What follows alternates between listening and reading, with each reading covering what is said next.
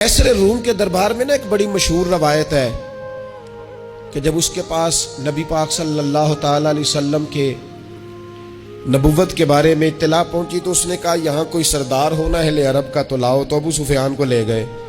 तो अबू सुफियान उस वक़्त मुसलमान नहीं थे। कहते मैंने पूरी कोशिश की कि किसी तरीके से इन्हें नबी पाक अलैहिस्सलाम के बारे में कोई ऐसी बात बताऊं कि माज़अल्लाह इनका ज़हन बिगड़े। अबू सुफियान कहते हैं मैंने बादशाह से कहा, मैंने कहा बादशाह एक अजीब बात बताऊं तुम्हें। बताओ। कहने लगे उन्होंने एक अजीब दावा किया है कि मैं रात के थोड़े से हिस्से में मस्जिद हराम से मस्जिद अक्सा गया हूँ, फिर सातों आसमानों सातों ज़मीनों लो कुर्सी और सबको देख आया हूँ।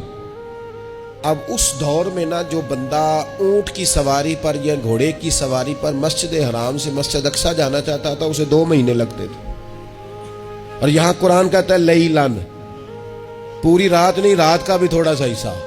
तो आप ये बात मानते? वो कैसर रूम चुप कर गया। बात बड़ी मुश्किल थी कि रात के थोड़े से हिस्से में मस्जिद अक्सा जाना आना यही बड़ा मुश्किल था।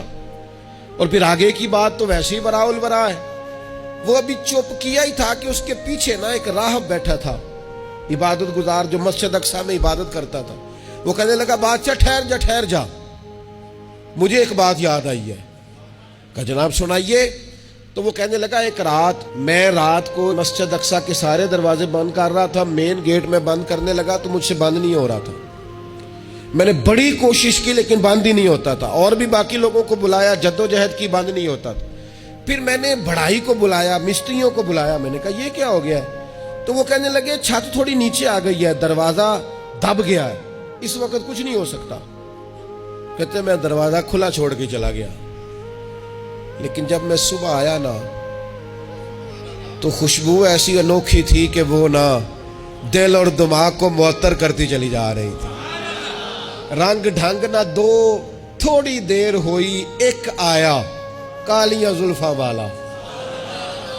थोड़ी देर हुई एक आया कालियां जुल्फा वाला। एवी 2 घड़ियां मेरे मन विच रुकिया है। थोड़ी देर हुई एक आया कालियां जुल्फा वाला। एवी 2 घड़ियां मेरे मन विच रुकिया है। एवी 2 घड़ियां मेरे मन विच रुकिया है ते कर गया नूर उजाला।